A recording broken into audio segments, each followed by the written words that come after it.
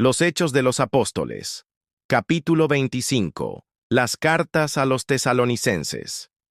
En el corazón de un imperio bullicioso, entre el clamor de los mercados y el susurro de las filosofías paganas, una pequeña semilla de fe fue plantada. Una semilla que, contra todo pronóstico, germinó en la ciudad de Tesalónica.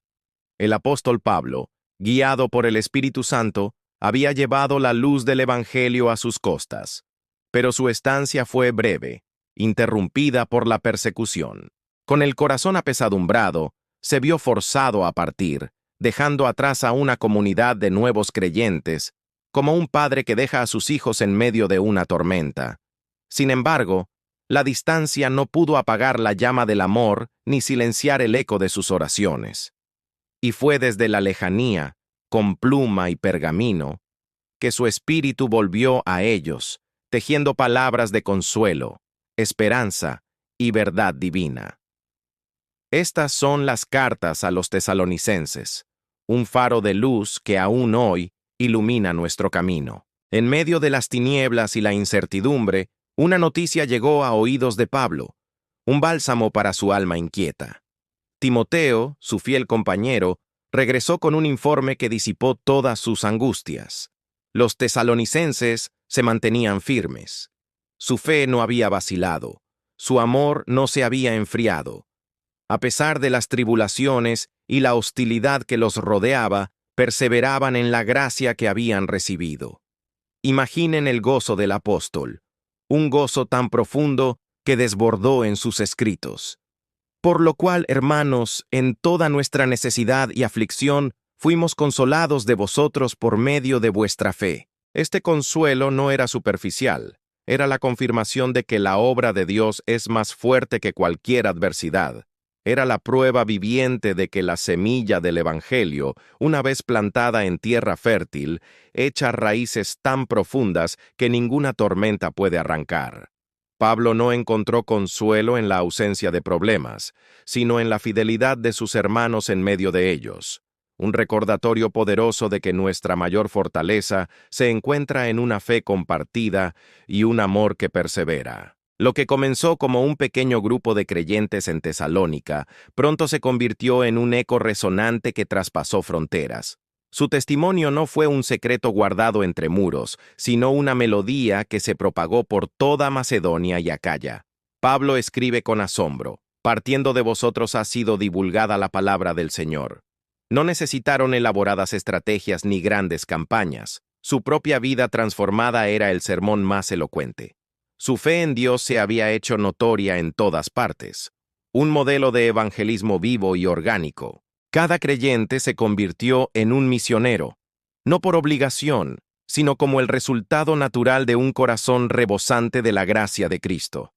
Se convirtieron en un ejemplo para todos los creyentes, demostrando que cuando una comunidad vive auténticamente el Evangelio, su luz se vuelve tan brillante que es imposible de ocultar.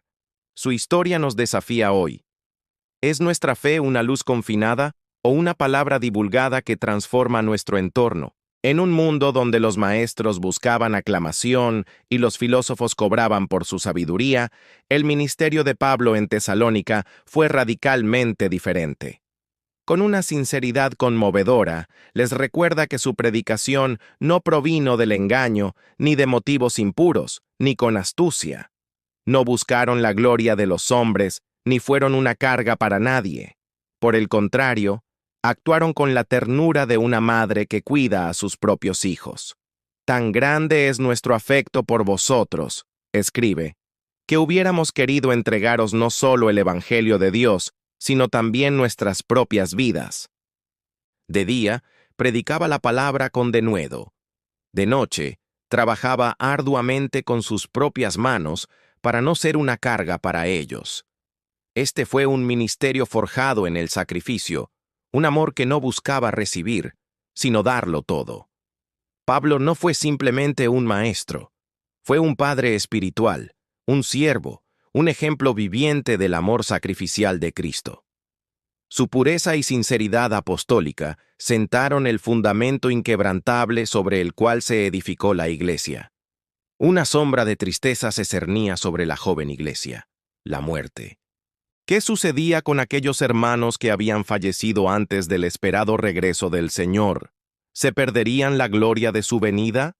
Con la autoridad de un mensajero divino, Pablo descorre el velo del misterio y trae una de las revelaciones más consoladoras de toda la Escritura. Les enseña a no entristecerse como aquellos que no tienen esperanza. Los que han muerto en Cristo no están perdidos, simplemente duermen. Es un sueño temporal, un descanso en la paz del Señor, esperando el glorioso despertar. Porque si creemos que Jesús murió y resucitó, declara Pablo, así también traerá Dios con Jesús a los que durmieron en él. En el momento culminante de la historia, en la venida del Señor, los muertos en Cristo resucitarán primero. Esta no es una mera posibilidad, sino una promesa divina, un ancla para el alma en medio del dolor de la pérdida.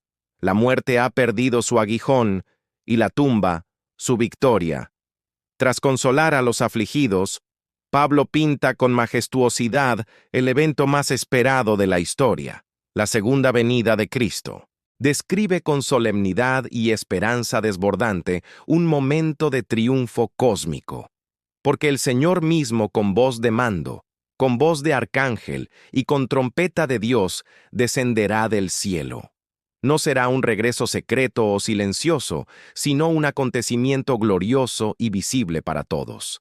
Primero, los muertos en Cristo resucitarán.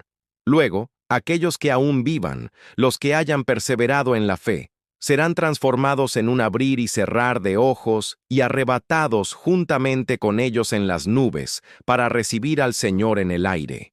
Y la promesa culmina con las palabras más anheladas por cada creyente: y así estaremos siempre con el Señor. Esta no es una fantasía, sino el destino glorioso de la Iglesia. Es la esperanza que nos impulsa a vivir cada día con propósito, a velar, a estar preparados, anhelando el día en que veremos a nuestro Salvador cara a cara. La esperanza gloriosa de la venida de Cristo no es un llamado a la inacción, sino el combustible para una vida de santidad aquí y ahora. Pablo desciende de las alturas de la profecía a las realidades de la vida cotidiana. Exhorta a los creyentes a vivir de una manera que agrada a Dios, apartándose de la inmoralidad y viviendo en pureza. Les ruega que el amor fraternal que ya practican abunde aún más. Les instruye a ocuparse de sus propios asuntos y a trabajar con sus manos, para que no dependan de nadie y den un testimonio honorable a los de afuera. Y en el corazón de todo, un mandato simple pero profundo: orad sin cesar, dad gracias en todo. La santidad no se encuentra en actos extraordinarios, sino en la fidelidad ordinaria, en la pureza del corazón, en el amor al prójimo, en el trabajo honesto y en una comunión incesante con nuestro Padre Celestial. En medio de un fervor espiritual genuino, siempre existe el peligro del desequilibrio y el engaño. Pablo, como un pastor sabio, advierte a la Iglesia contra la falsa espiritualidad y el fanatismo. Algunos, quizás malinterpretando la inminencia del regreso de Cristo, habían dejado de trabajar y vivían en desorden. Otros podían dejarse llevar por profecías o manifestaciones espirituales sin discernimiento. Por eso, el apóstol les da una regla de oro: examinadlo todo, retened lo bueno, absteneos de toda especie de mal. No se trata de apagar el espíritu, sino de probar los espíritus. Nos llama a mantenernos sobrios, alertas y vigilantes, con un juicio claro y una mente anclada en la verdad. La verdadera espiritualidad no es un éxtasis ciego, sino una fe inteligente y discernidora que sabe distinguir la voz de Dios del ruido del engaño. En su segunda carta, Pablo revela una profecía solemne y crucial. Advierte que el día del Señor no vendrá sin que antes ocurra una gran apostasía, una rebelión contra la verdad de Dios. Y de esta rebelión surgirá una figura siniestra: el hombre de pecado, el hijo de perdición. Este poder se opondrá y se levantará contra todo lo que se llama Dios, llegando incluso a sentarse en el templo de Dios, haciéndose pasar por Dios. Esta es una advertencia profética sobre un poder engañoso que surgiría desde dentro del cristianismo, un sistema que usurparía la autoridad de Cristo y desviaría a muchos de la verdadera fe. Aunque un misterio de iniquidad ya estaba en acción en los días de Pablo, él profetizó que este poder se manifestaría plenamente antes del fin. Pero la profecía no termina en oscuridad. Culmina en la victoria segura de Cristo, quien destruirá a este impostor con el resplandor de su venida. Ante estas advertencias y profecías, el llamado final de Pablo no es al miedo, sino a la firmeza. Así que, hermanos, estad firmes y retened la doctrina que habéis aprendido. La perseverancia es la clave. Nos anima a permanecer anclados en la enseñanza de los apóstoles, a no ser sacudidos por vientos de doctrina o por las tribulaciones del mundo. Pero esta firmeza no es pasiva. Debe traducirse en acción. El Señor os confirme en toda buena palabra y obra. La confianza en la fidelidad de Dios es nuestro escudo. Él nos ama, nos eligió y nos llamó a la gloria. Por lo tanto, podemos confiar en que Él nos fortalecerá y nos protegerá del mal. La esperanza no es una ilusión, sino la certeza de que Dios completará la buena obra que comenzó en nosotros. Desde las antiguas calles de Tesalónica hasta nuestros hogares hoy, el mensaje de Pablo resuena con una paz que trasciende el tiempo. Su oración final por los creyentes es también su oración por nosotros. No es una petición de riquezas o comodidad terrenal, sino de algo infinitamente más valioso. Y el mismo Señor de paz os dé siempre paz en toda manera. El Señor sea con todos vosotros. En medio de un mundo turbulento, en medio de nuestras luchas personales y las incertidumbres del futuro, Cristo mismo es nuestra paz.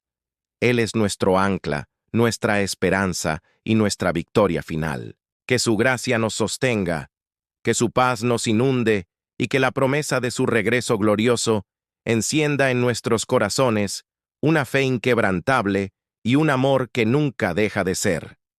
Aférrate a esta promesa, vive en esta esperanza y comparte esta luz, porque el día de nuestro encuentro eterno con Él se acerca.